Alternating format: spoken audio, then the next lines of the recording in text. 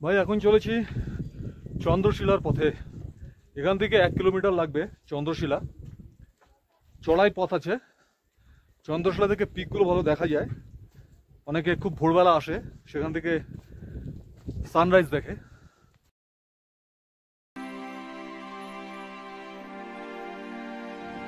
এর আগের ভিডিওতে আপনাদের দেখিয়েছিলাম পঞ্চকেদারের অন্যতম কেদার তুঙ্গনাথ। তুঙ্গনাথ মন্দির দর্শন করে এবং পূজা দিয়ে আমরা রওনা হলাম আরও 1 কিলোমিটার ওপরে চন্দ্রশিলার পথে।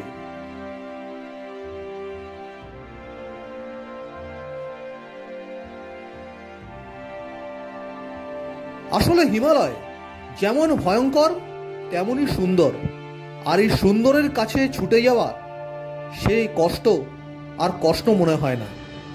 তাই বারবার ছুটে চলে আসতে হয় এই ভয়ঙ্কর সুন্দর হিমালয়ের কাছেই।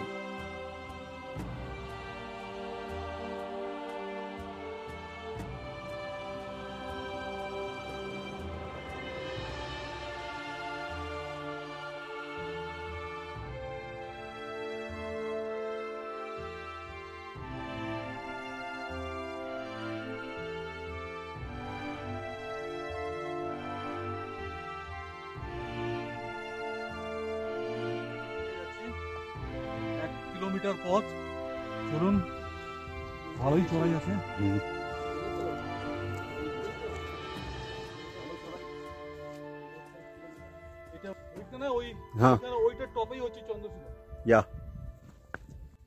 ভাই নিচের দৃশ্য একবার দেখুন, দেখাচ্ছি।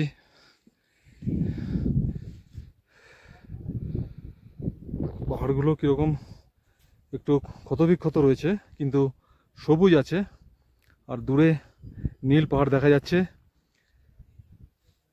যতটা উপরে উঠছি ততটাই কিন্তু প্রকৃতি আরো সুন্দরভাবে সামনে উঠে আসছে।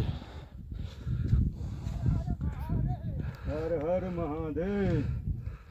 দেখুন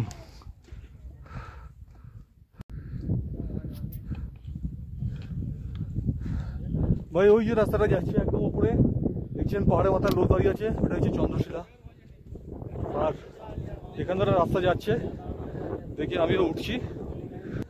রাস্তায় একটাই সুবিধা, এখানে কোনো ঘোড়া খচ্চর কিছু নেই, যার জন্য রাস্তা খুব পরিষ্কার, আর আপনি খুব ভালোভাবে হাঁটতে পারবেন। পুরো চড়াই চড়ু না।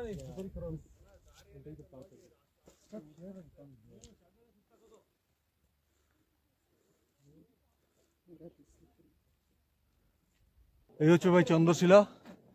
এখান থেকে 360 ডিগ্রি পুরো অ্যাঙ্গেলে পুরো হিমালয় মানে পাহাড়টা দেখা যাবে। ভাই অনেকটা উপরে হচ্ছে, যেন দম হাঁপাচ্ছি। আমরা প্রায় 13,000 ফিটের উপর চলে এসেছি, আর ওপরে একটু অক্সিজেন কম আছে, হাঁপানি হচ্ছে, আর ঠান্ডাটা প্রচণ্ড এখানে।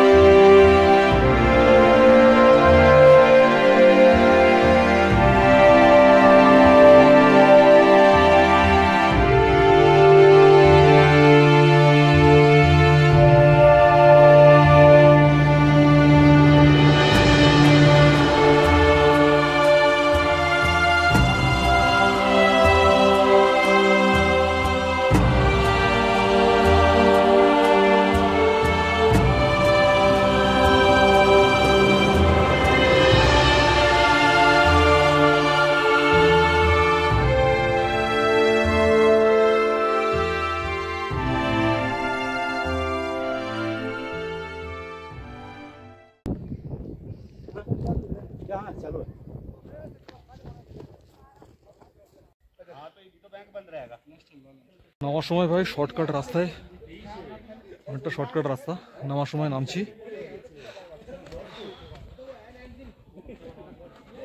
তো সাবধানে নামতে হবে।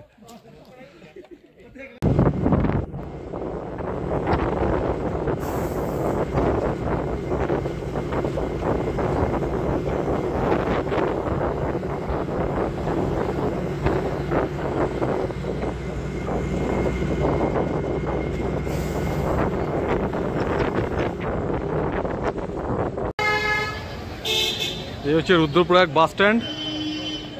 এখান থেকে আপনারা বাস পাবেন ঋষিকেশ যাবার, দেরাদুন যাবার।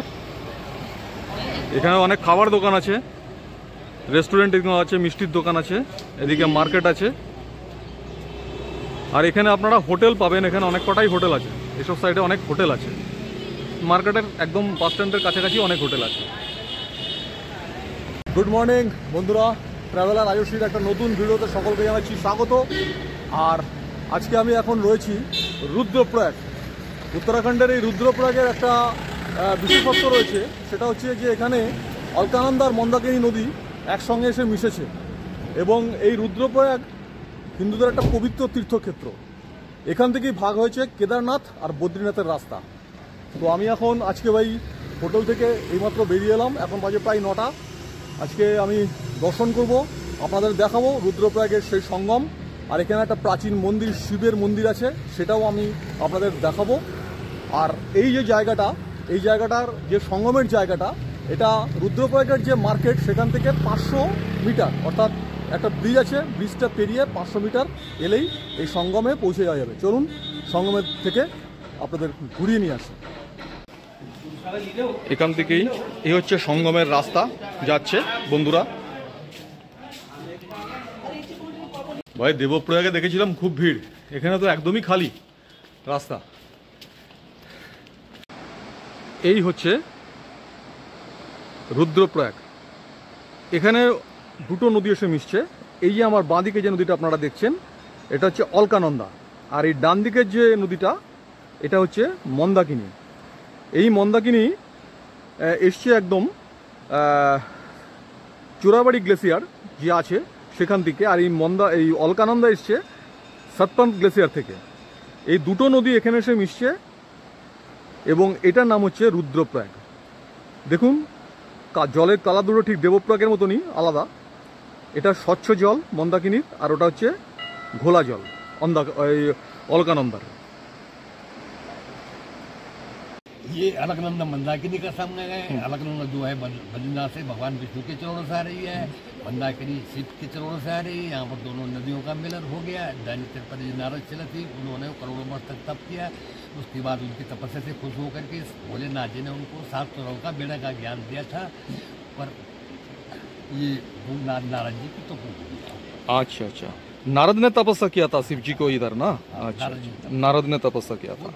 शिला 2013 में खंडित हो गई, थोड़ा सा है, थोड़ा सा ऊपर आते दबे, अच्छा नीचे ही था। अच्छा अच्छा, ये नदी जो है 20 फुट ऊपर उठी है। अच्छा, जब आपदा आई केदारनाथ में ना, हाँ हाँ हाँ, तो 20 फुट ऊपर उठ गई। अच्छा, 20 सीधा नीचे दबी हुई है। ओके।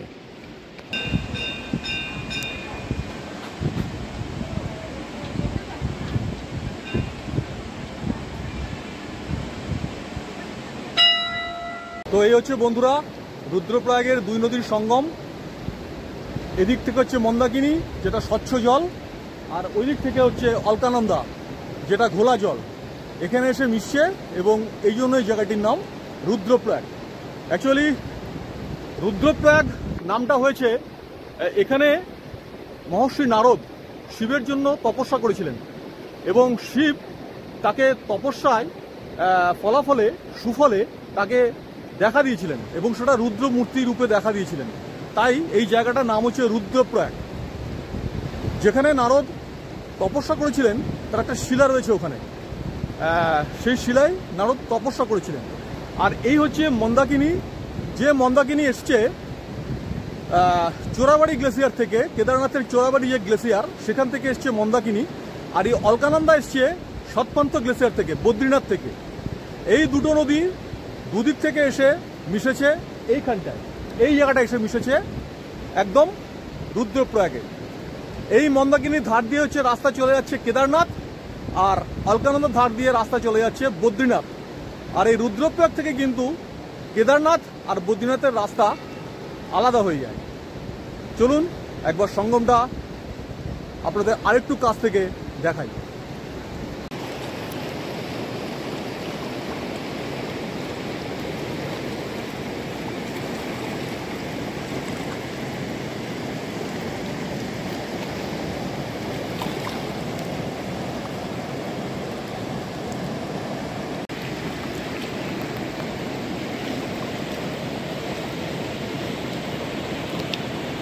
এখানে একটা মূর্তি রয়েছে, পাথরের উপর একটা ছবি বা পাথরের উপর একটা ভাস্কর্য। আর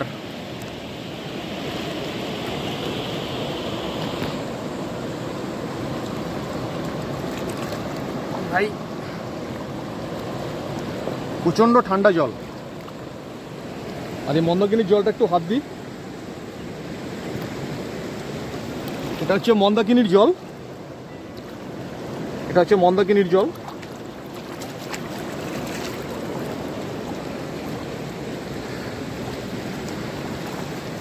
ভাই অসাধারণ সুন্দর প্রাকৃতিক সিনারি। এই মন্দাকিনী অলকানন্দা মিশে অলকানন্দা চলে যাচ্ছে সোজা একদম দেবপ্রয়াগের দিকে, এবং দেবপ্রয়াগে মিশছে অলকানন্দা, আর ঠিক এইদিকে ভাগীরথী। রুদ্রপ্রয়াগ থেকে আরেকটু ওপরে হচ্ছে কর্ণপ্রয়াগ, যেখানে অলকানন্দা মিশছে পিণ্ডার গঙ্গার সঙ্গে। এরপরে আরেকটু উঠলে আপনারা পাবেন নন্দপ্রয়াগ, যেখানে অলকানন্দা এসে মিশছে নন্দাকিনীর সঙ্গে, যেটাকে বলা হয় নন্দপ্রয়াগ। তারপরে একদম শেষে যেটা রয়েছে সেটা হচ্ছে বিষ্ণুপ্রয়াগ, যেখানে ধৌলি গঙ্গা এসে মিশছে অলকানন্দার সঙ্গে। তাহলে অলকানন্দা মূলত নদী, যে নদীর সঙ্গে 5টা নদী এসে পরপর মিশছে, এবং এই 5টা জায়গাতেই হচ্ছে পঞ্চপ্রয়াগ। তো আজ এবারকার ভিডিওতে আপনাদের দর্শন করালাম দেবপ্রয়াগ আর রুদ্রপ্রয়াগ। পরে অন্য কোনো ভিডিওতে আপনাদের বাকি 3টে প্রয়াগ আমি দর্শন করাবো। আজকের এই উত্তরাখণ্ডের ভিডিওতে রুদ্রপ্রয়াগটা একটু দেখুন। আর এই রুদ্রপ্রয়াগের এই যে দাঁড়িয়ে রয়েছি, এই একদম ভাই দেখছেন পুরো একদম প্রয়াগ বা সঙ্গম স্থলে। এটা খুব পবিত্র জায়গা। আপনারা রুদ্রপ্রয়াগে আসলে অবশ্যই একবার এটা দর্শন করবেন।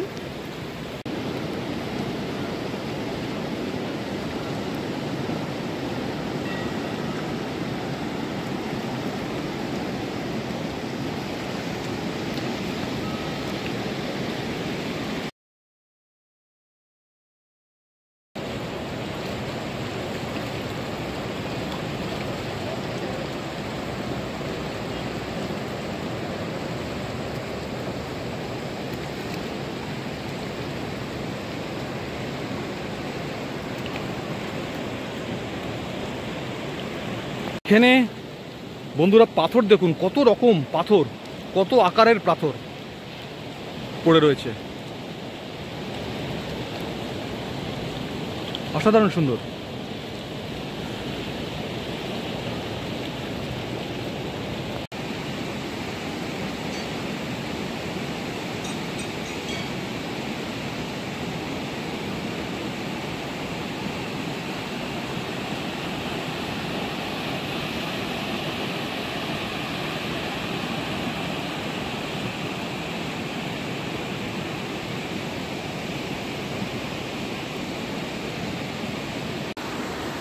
ওইখানে হচ্ছে ছিল নারদ শিলা, যেটা 2013 সালের যে বন্যা হয়েছিল সেই বন্যাতে শিলাটা একদম ধ্বংস হয়ে গেছে, অর্থাৎ একদম ক্ষতিগ্রস্ত হয়েছে, কিছু আর নেই।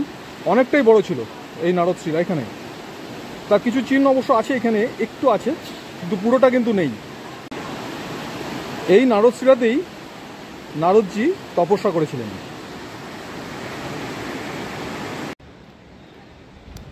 শিবের এই মূর্তি রয়েছে এখানে, রুদ্র মূর্তি।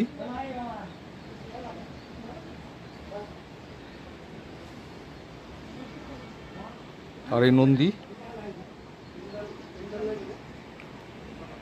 এখানে রয়েছেন চামুন্ডা মাতার মন্দির। এই হচ্ছে চামুন্ডাজি। चार भैरव हैं ये हनुमान जी हैं।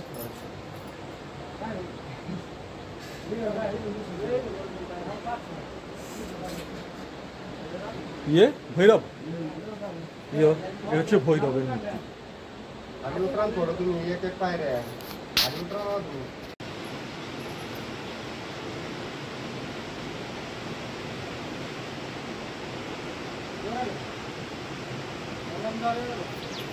चला मी जातो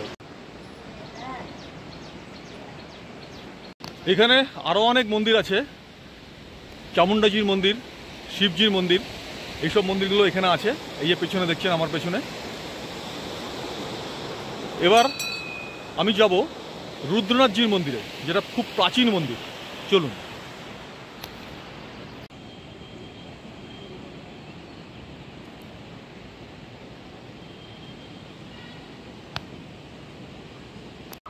আর এই হচ্ছে প্রাচীন রুদ্রনাথজির মন্দির।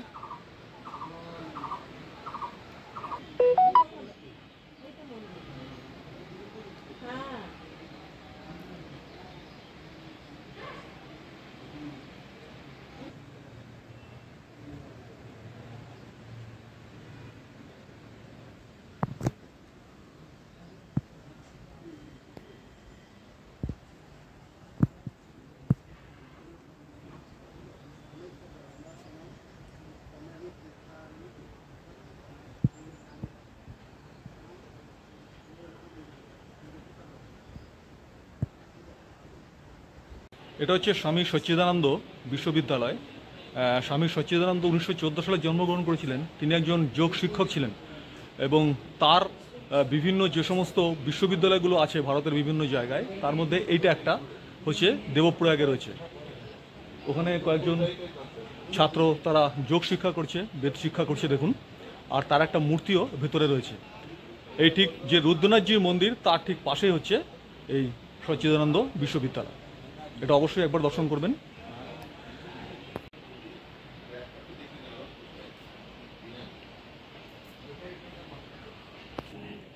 হচ্ছে যজ্ঞের স্থান।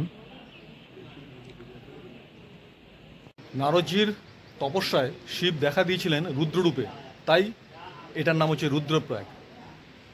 তো ভাই রুদ্রপ্রয়াগ দেখা শেষ করলাম। এখন যাব হোটেল, সেখান থেকে খাওয়া দাওয়া করে আজকে আমি ভাই বেরিয়ে যাব দেরাদুন। এখন মোটামুটি 10টা বেজে গেছে, বেরোতে বেরোতে 11টা হয়ে যাবে। আজকে দেরাদুনে গিয়ে হল্ট করব। আজকে প্রায় 5-6 ঘন্টা জার্নি রয়েছে, বাস জার্নি। যদি দেরাদুনের বাস ডাইরেক্ট পাই ভালো, না হলে ঋষিকেশ যাব, সেখান থেকে দেরাদুনের বাস ধরবো। তো চলুন